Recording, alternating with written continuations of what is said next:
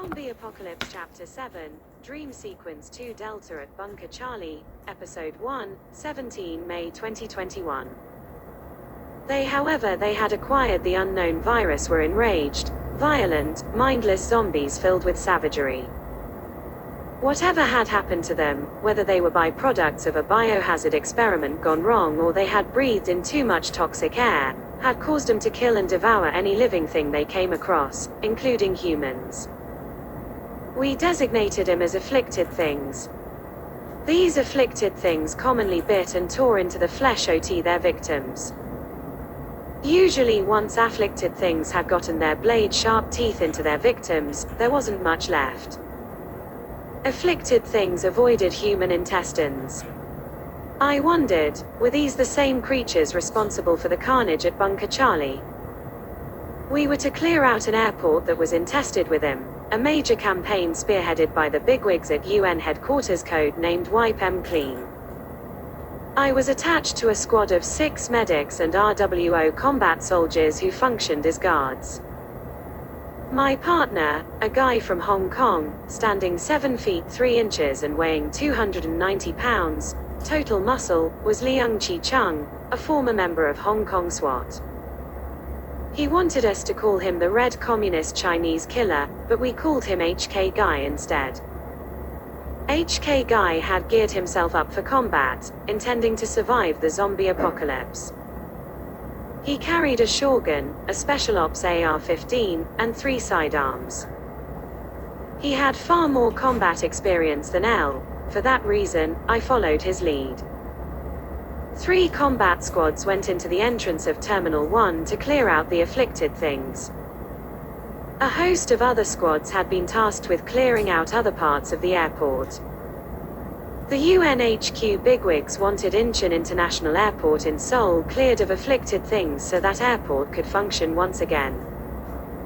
The medic squad was 25 meters from the 3rd squad. Thus far, nothing drastic had happened.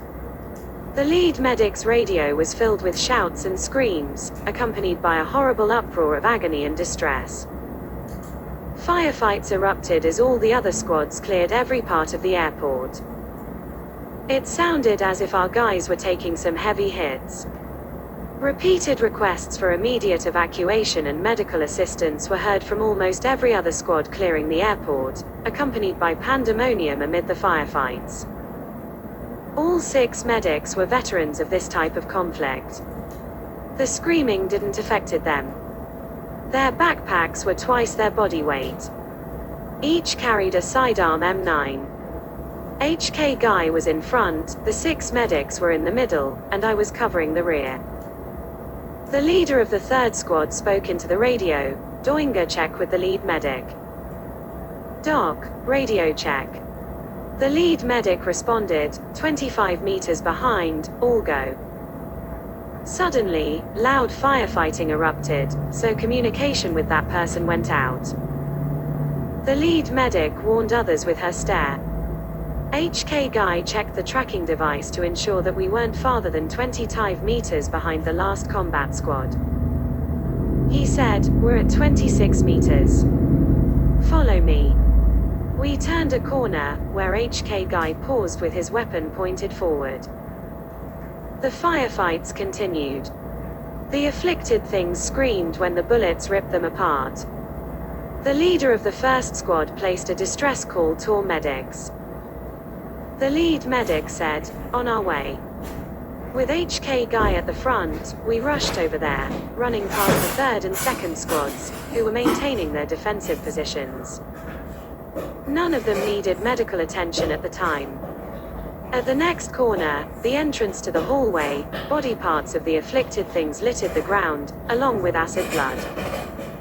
The vast majority of the fallen afflicted things had died from being shot in the head. We'd been given strict orders to shoot the afflicted things in the head. There were about 50 of those things with their heads either shot off or shot into pieces. Their bodies were naked. Their fronts were marked by very large veins.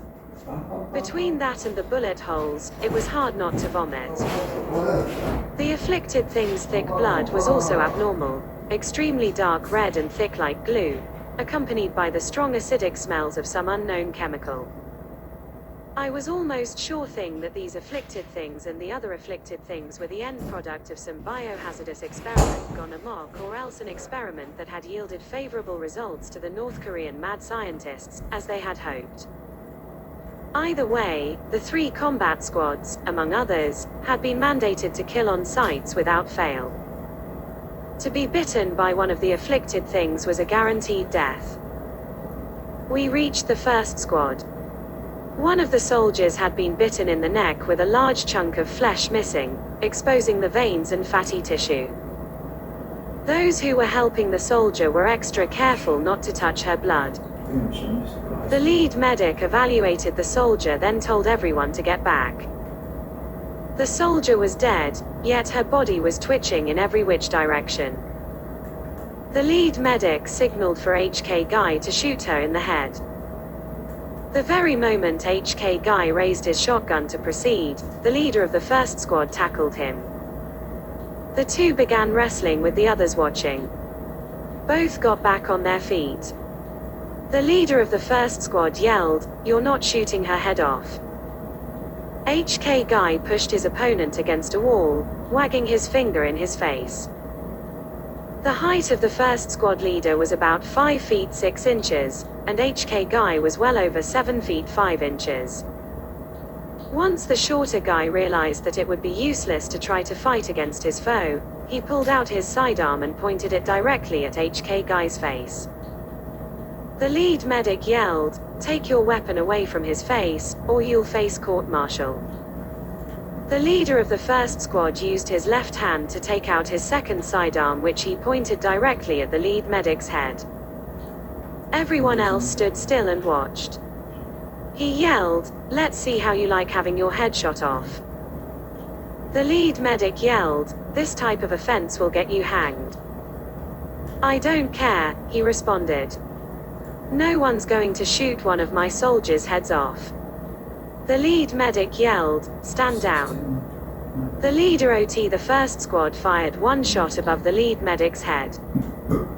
His other squad members pointed their weapons at the 8 of us. We pointed our weapons back at them.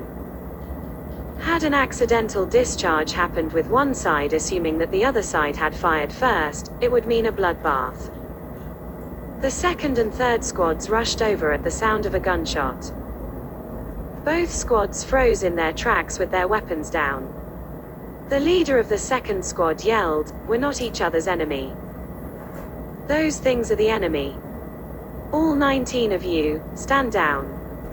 He yelled. No one listened. Who would be the first to crack under the pressure? "All of you, stand down, or I'll personally escort every one of you to be court-martialed," the leader of the second squad warned. All 19 remained steadfast with their weapons raised. No one YICLD'd. Both sides claimed to be in the right. Neither side trusted the other side. Soldiers from the second and third squads watched with wide-open eyes, fearing an accidental discharge, which in turn would result in an all-out shootout. Without warning, the dead soldier's body twitched, although she had been dead for well over 20 minutes and hadn't breathed in 20 minutes either. Our attention shifted to the dead soldier. The dead body twitched more aggressively as it screamed horrifically. Then it went dead again. The twitching ceased. Then its eyes opened wide, and it moaned loudly. Its eyeballs rolled backward. Although its neck was missing a chunk of flesh with the veins ripped out and dangling in the air, the dead body became reanimated. It jerked itself up and became one of them, one of the afflicted things, and its primal need to feed upon warm flesh set in. It prepared to come for us. The leader of the first squad fired the 54 rounds from both sidearms at its head. Brain particles splattered everywhere.